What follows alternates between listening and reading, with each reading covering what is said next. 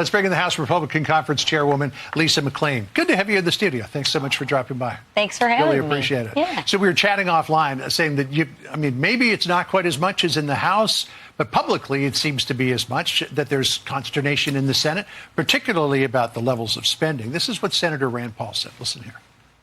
The math doesn't really add up. One of the things this big and beautiful bill is it's a vehicle for increasing spending for the military and for the border. It's about $320 billion in new spending. To put that in perspective, that's more than all the DOGE cuts that we found so far. So the increase in spending put into this bill exceeds the DOGE cuts.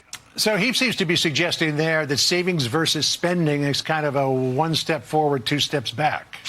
Yeah, well, we have to do those. We have to secure our border. I don't think anybody wants any more illegals coming across our border. Seems pretty secure right now, though. Seems really secure right now. And we do need to beef up our military. We absolutely do. But the one big, beautiful bill is clear. We need to get that done so the American people don't see one of the largest tax increases that they're going to see in their lifetime. I mean, it's really simple. We got to get it done. We got to get it done by July 4th, and I'm confident we will. So you hear Senator Rand Paul, Senator Ron Johnson also doesn't like the bill too much in its current form. But the sort of Damocles that you seem to have hanging over the Senate is this idea that the Trump tax cuts will expire if this bill isn't passed. Yes. Listen to what Speaker Johnson said.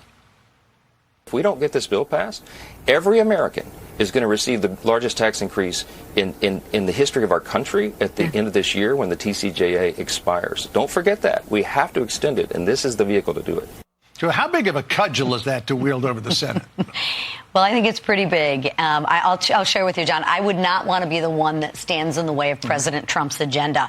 And I think you're going to see a lot of family discussions, maybe a little bit of bickering back and forth. And that's good. That's healthy. That's exactly what we did in the House to put the best bill possible forth that we could put forth. And I think at the end of the day, it's going to get done. Remember, we have been working in lockstep with the Senate and the president to get this done, and we've been working quite often for quite a long time on it. So I'm confident we'll get it done. The other big thing that you have to look at in attack going forward, coming back from the Memorial Day break, is what to do about DOGE and codifying the cuts into law. This is what Elon Musk said on his way out the door from the White House about DOGE and going forward.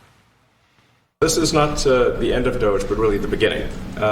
My time as a special government employee necessarily had to end, but the DOGE team will only grow stronger over time.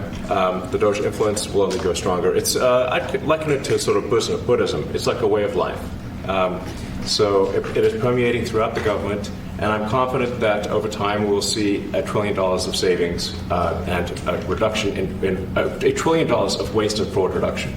Are you willing to add a little pendant of Buddha to the cross there and embrace Buddhism as it relates to DOGE? Let me tell you, thank you, Elon Musk and the DOGE team, for all the hard work that they've done. I mean, I think anybody would be hard-pressed to sell me on the government just runs so efficiently that there's not any savings or cuts or efficiencies that we can find. We might have to take you somewhere for an evaluation if you thought that.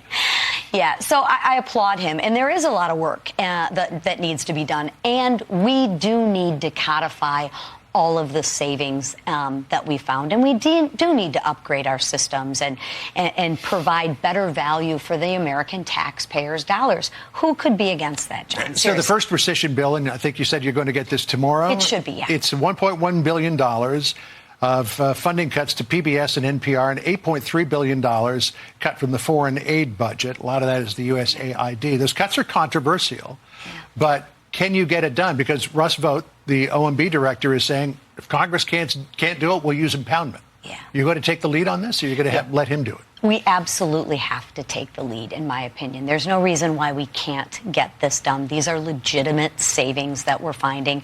And remember, it's not our money. It's the American taxpayers' money. So we need to make sure that the American taxpayer, the old Ronald Reagan, they are getting value for their dollar. So I'm confident and optimistic that we'll get it done. Because you know what they say about Congress. Everybody talks about saving money, but nobody wants to do it. Congresswoman, good of you to come by. Thank you so much. Enjoy the sunshine today. Yeah, definitely. It's a big change in temperature, too. Thank you. Sandra.